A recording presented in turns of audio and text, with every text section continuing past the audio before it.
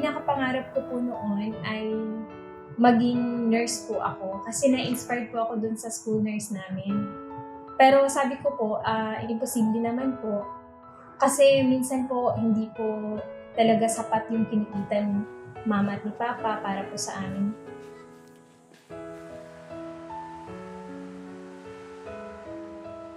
Yung time na po na nagpa-check up po kami, nagpa-ultrasound na rin po si Mrs. Doon pa lang po nalaman, walang heartbeat, pero may bata po. Check up na naman po kami sa another doctor. Consistent po na wala po talagang heartbeat yung bata. Doon na po kami nalungkot.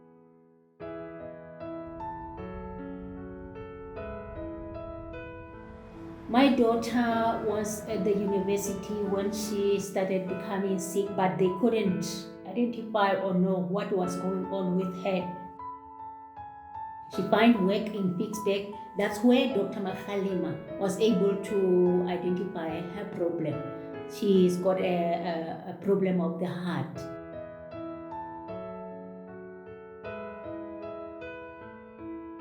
And then a week after po nun, na-shock po kami nung binalita nung doktor na may cancer na nga po ako. Stage 3A na daw po yun na cancer. Halos papunta na po talaga sa stage 4.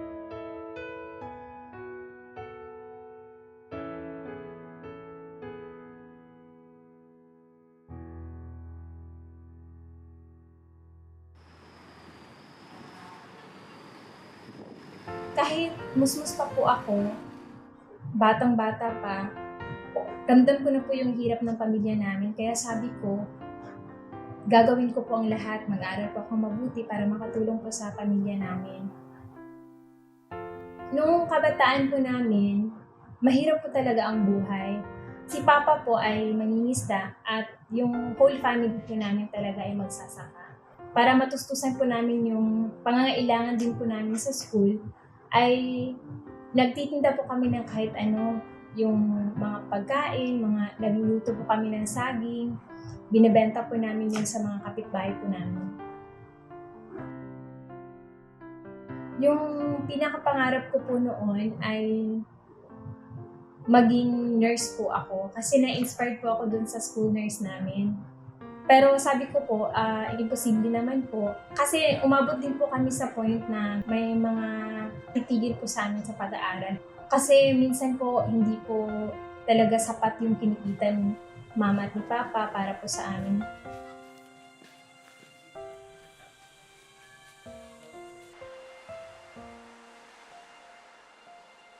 Kasalukuyan po, kasama ko po ang aking pamilya at ang may bahay at ang aking mga anak po dito sa Hong Kong.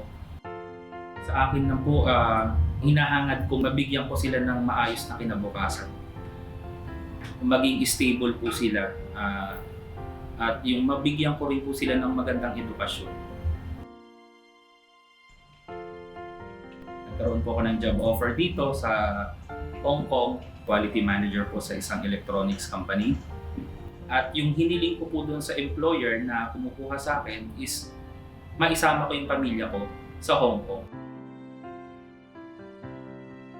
Kasalukuyan po no na papunta na po kami ng Hong Kong at nag-aayos na po kami ng mga gamit from Philippines na dinala namin.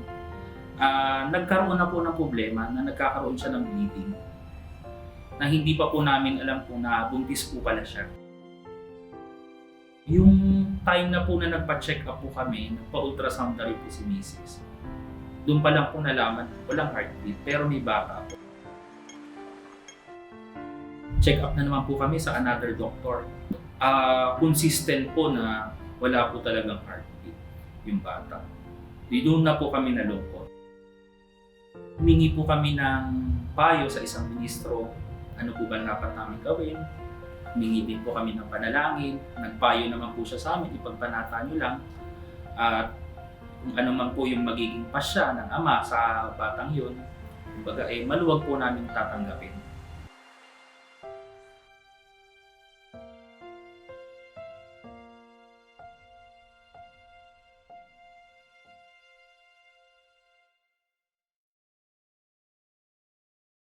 Tayo na mga kaanib sa loob ng Iglesia ni Cristo, hindi tayo dapat mabahala.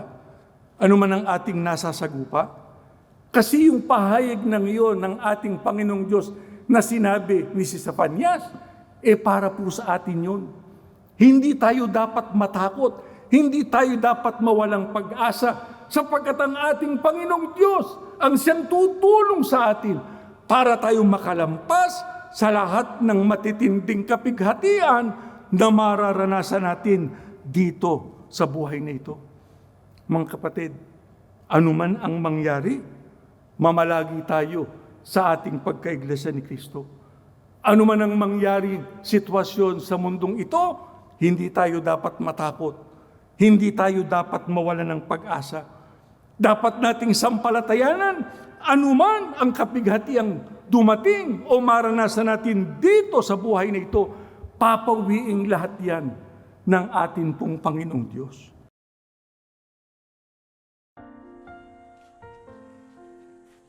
Simula po nung maliit ako ay natuto po akong ilagak po ang lahat sa Ama at nagtitiwala po talaga ako sa magagawa niya sa buhay ko. Araw-araw po talaga nananalangin at may family hour po talaga kami. Kahit malayo po yung kapilya sa amin ay wala po talagang liban sa pagsamba yung pamilya po namin. Sila ni Mama at Papa po, sinasabi po talaga nila na unahin po talaga yung pagsamba at tungkulin, higit man po sa anuman. Kapag inuuna po ang Diyos, hindi po tayo mabibigo sa mga plano natin.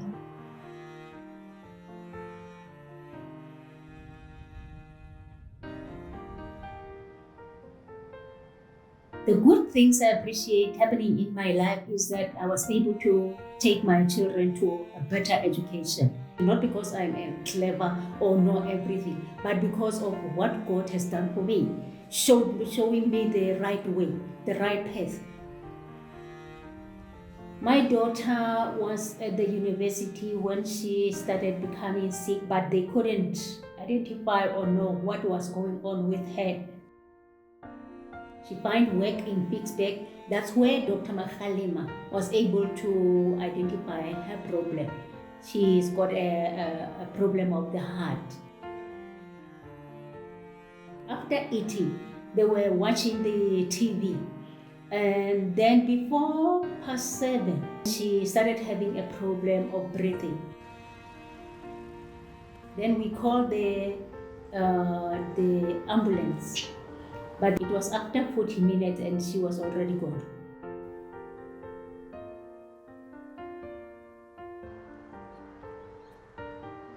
Noong 2017 po kasi, dito sa, sa Melbourne, nagpa-medical exam po kaming dalawa. Sa akin po, may nakita po sa right side ng lungs ko na nagdududa sila. Hindi po nila alam kung TB o kung ano yun.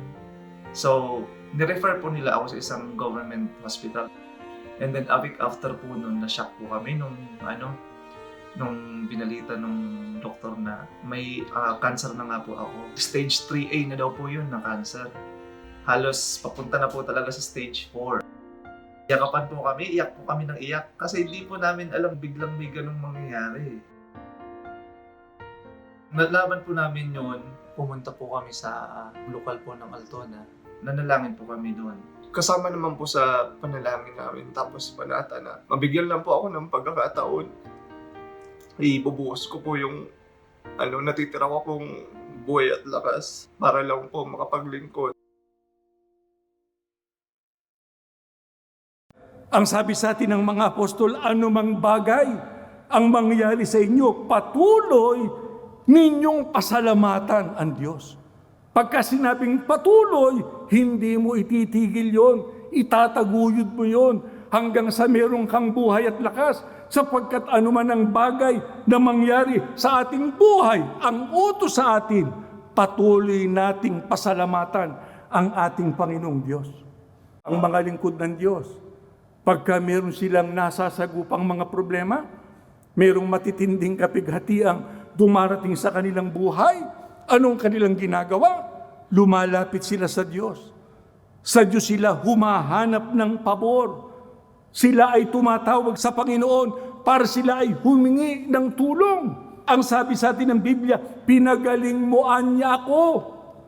Yung pagpapagaling na yon, hindi lang sa karamdaman.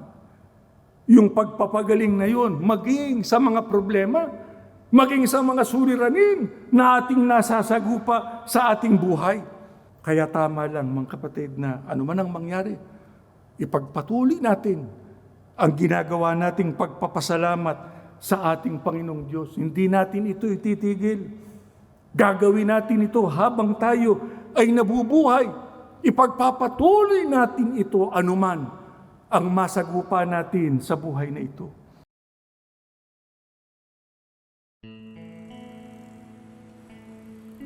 So, 2018 po yun, third year med student po ako. Nung mga panahon yun ay may exam po kami sa surgery. Nagmamadali po ako nung sumagot kasi may ensayo pa po kami sa pasalamat ng alas 7 po ng gabi. Mang-awit po ako sa lokal ng Mandawi City. Mag-aalas 6 na ay nag-a-answer pa rin po ako kaya minadali ko na po talaga lahat. Hindi ko na alam kung tama po yung sagot ko. Basta lahat po nang pumapasok talaga sa isipan ko na sagot, yun na lang po yung nilalagay ko. Nung nag-aabang na po ako ng jeep, sobrang puno lahat ng jeep. Tapos nakipagsiksikan na po yung mga pasahero. Ako naman po, pwede naman po ako sumiksik kasi maliit naman po ako. Kaya nakipagsiksikan din po ako sa isang jeep noon.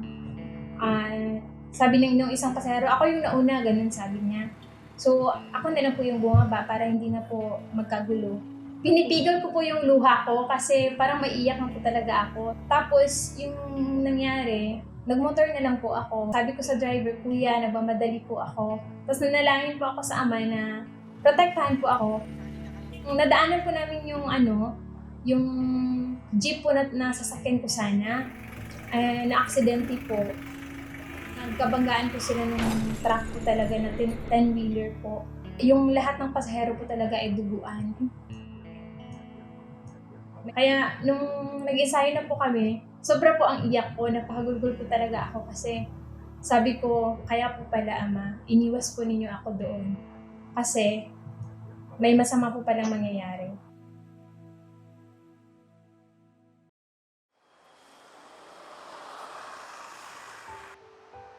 Nag-inquire na po kami doon sa hospital na malapit po para ipa-schedule na po siya na mapatanggal na po yung bata. Schedule po talaga ng kanyang operasyon po nun saktong araw din po ng pasalamat namin sa lokal. Pagkatapos po ng gabi-gabi namin pagpapanata, lumalubong na kami ng pasalamat sa lokal namin. Yung maluwag namin pagtanggap na talagang wala na po yung bata.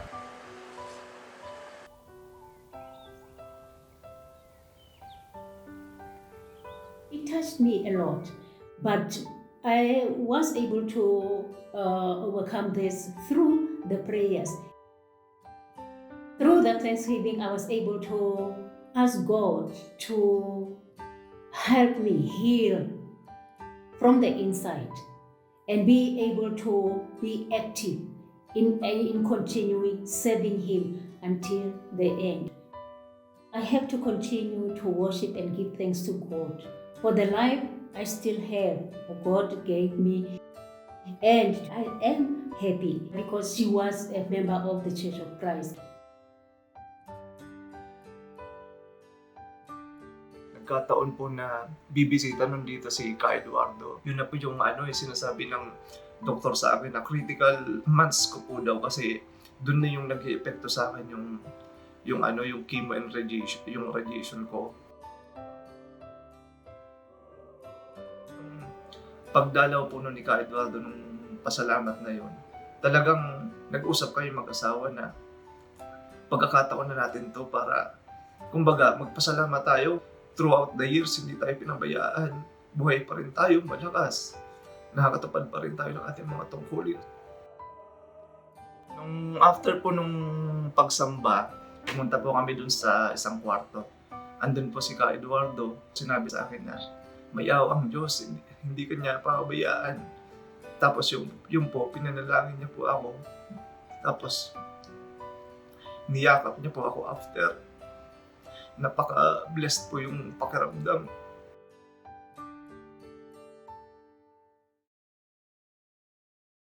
Ang sabi ng ating Panginoong Diyos, mahirap man ang buhay, meron mang matinding mga suliranin na tayo ay nasasagupa, mabibigat man yung nangyayari sa ating buhay, maghintay ka anya doon sa darating na pag-asa. Hindi lang yung pag-asa para sa buhay na ito, kundi maging yung sa darating. Pero sino pong Iglesia ni Cristo? Sinong tao ng Diyos sa loob ng kanyang bayan ngayon ang makatitiyak yung pag-asang hinihintay niyang yun, darating sa kanya? Ang sabi sa atin ng Biblia, magsanay ka sa banal na pamumuhay. Para nang sa ganoon, hindi lamang yung pag-asa na pangako dito sa buhay na ito ang matamo mo, kundi yung pag-asa doon sa darating. Kaya ang sabi sa atin ng Biblia, kinakailangan doon natin ituon, isentro ang ating pag-iisip doon sa atin pong inaasahang biyaya na magmumula sa ating Panginoong Diyos. Kaya gusto kong ipahayag sa lahat ng mga kapatid sa loob ng Iglesia ni Cristo ang ating paksang diwa sa anibersaryo nating ito ng Iglesia. Ano po yun? Ilagak natin ang ating pag-asa doon sa biyayang darating. Kaunting panahon na lang, mga kapatid, tatamuhin na natin yang pangakong yan ng ating Panginoong Diyos.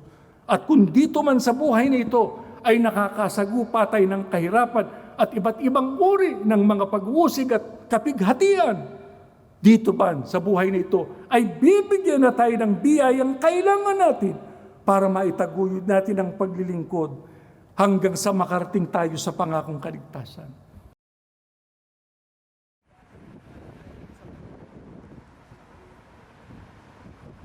Pagkatapos po ng pasalamat po namin, dumiretso na po kami sa ospital. At kinonfine na po siya doon, inadmit na po, tapos pinayuhan na ako ng doktor na umuwi at mag-antay na lang po ng tawag po ng doktor kung kailan po siya makakalabas. Nandun na po siya sa ospital. Ako naman po sumakay po ng bus. Nag-aalala na po ako kasi ako paano po kaya si Mrs. Nung malapit na po akong bumaba ng bus, tumawag na po siya sa akin. At sinabi niya nga po sa akin na, Daddy, balikan na daw sa ospital at may heartbeat na daw po yung bata. Dali-dali po akong bumalik.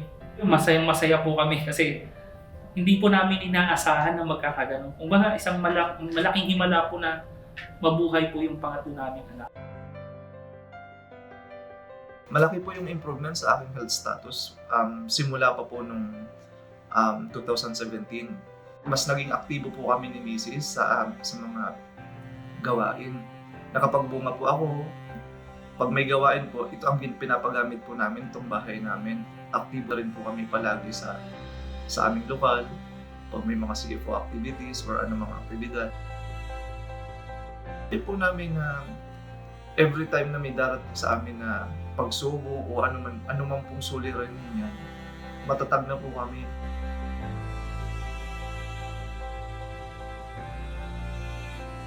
Yung exam po namin noon ay na-release po after 1 day lang po.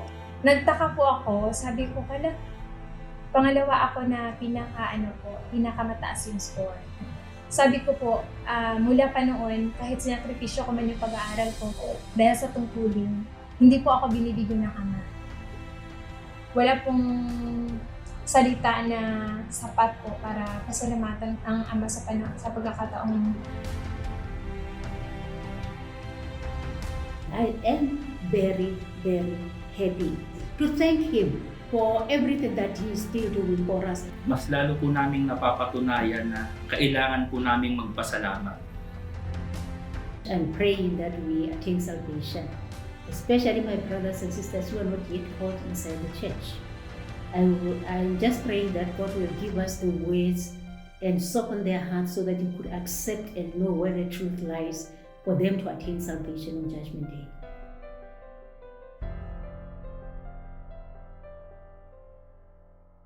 Kailangan maging matatag, matibay, hindi tayo natitinag sa kahalalan.